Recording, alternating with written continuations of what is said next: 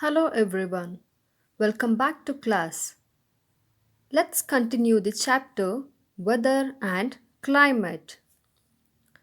Previous class we were discussing about humidity. What is humidity? It is the amount of water vapor present in the atmosphere. Then winds. When air moves horizontally, it is called wind. They always blow from high pressure areas to low pressure areas. Sunshine. The amount of sunshine that a place receives depends primarily on its latitude and the tilt of Earth's axis relative to its orbit around the Sun. And we learnt about cloud cover. Clouds are formed in the sky when moist air ascends, expands, and cools. Cloud cover is measured in eighths or octas. Today, let's move on to the topic weather instruments. Meteorologists use several instruments to observe and record weather conditions. First, let's see thermometer. Dear students, we all are very well aware about thermometer. A thermometer is an instrument that measures temperature, how hot or cold something is. We all know the thermometer which is used to measure fever. Today let's study about the thermometer which is used to measure weather. The temperature of a place is measured with a thermometer. Thermo means heat and meter is measurement. It has a sealed glass tube marked with graduations and having at one end a bulb containing mercury or alcohol.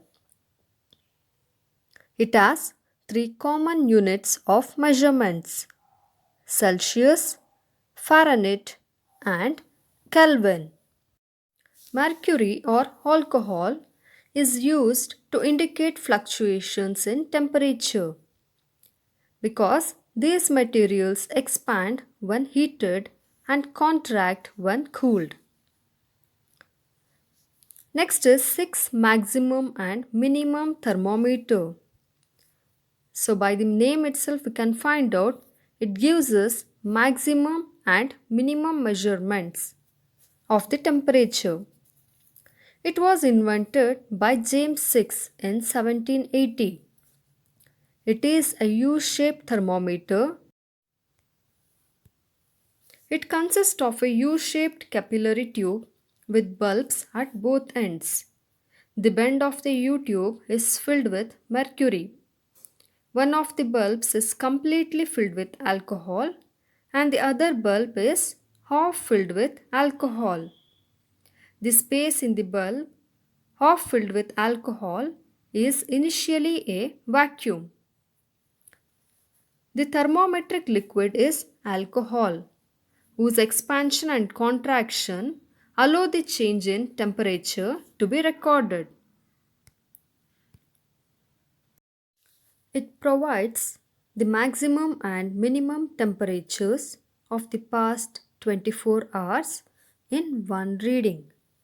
That is, for 24 hours, the fluctuation in temperature is observed and the maximum and minimum reading is noted. Some modern thermometers both measure and record temperature. They are called thermographs. Thermographs consist of a strip of metal attached by a lever to a pen. The metal strip is heat sensitive and bends when the temperature changes. When the temperature changes, the two pieces of metal expand and contract at different rates, bending the strip. This moves the lever, which in turn moves the pen. Pen marks temperature on a calibrated chart that is attached to a clock-driven rotating drum. So this is about thermographs. Next is hygrometer. The instrument used for measuring humidity is called a hygrometer. What is humidity? Humidity is the amount of water vapor present in the atmosphere. A hygrometer is an instrument used to measure the amount of water vapor in the air. A hygrometer consists of two thermometers, one with a wet bulb and one with a dry bulb. So let's see how it works. Hygrometer is an instrument which is used for measuring the relative humidity.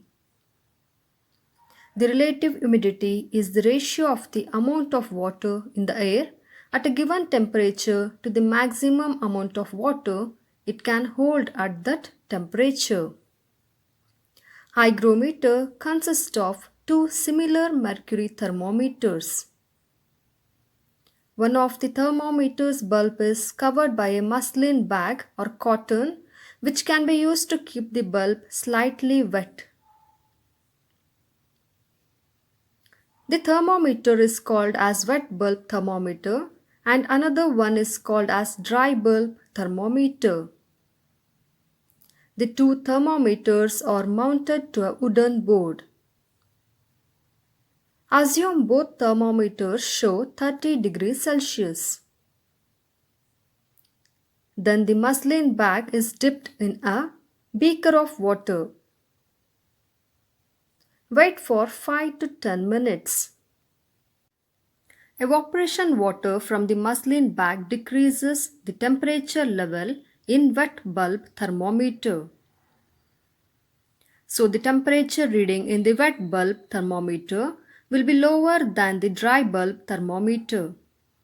Assume the temperature shown in the dry bulb and the wet bulb thermometers are 30 degrees Celsius and 25 degrees Celsius respectively. Note the temperature in both the thermometer. Find the temperature difference between the two readings. Here it is 5 degrees Celsius. If there is no difference between the readings of the two thermometers, it means that the air is saturated and no evaporation, and therefore no cooling is taking place. If there is a small difference, it means the humidity is high and very little evaporation is taking place. If the difference is high, it means the humidity is low and rapid evaporation is taking place. Next is rain gauge. All forms of precipitation like rain, dew, frost, snow, etc. are measured using a rain gauge. The rain gauge consists of a jar with a wide mouth funnel placed over it. When it rains, the water falls through this funnel and collects in the jar. The rain gauge comes with a specially marked measuring cylinder into which the rainwater is poured every 24 hours. So rain gauge is placed outside when rain is falling. So the rainwater gets collected inside this measuring cylinder and for 24 hours it is kept outside and then it is measured. The markings on the cylinder indicate the amount of rain that has fallen. The rain gauge measures the depth of precipitation. It is measured in milliliters per square meter. What about snow? Snow is not in liquid form. In case of snowfall, the snow is melted very carefully and the liquid is measured. 1 centimeter of snowfall is equivalent to 1 millimeter of rainfall. The modern rain gauge is linked to a self recording instrument called a pluviograph. This instrument continuously records the amount and duration of precipitation. This is about today's topics. Learn well. See you in the next class. Thank you.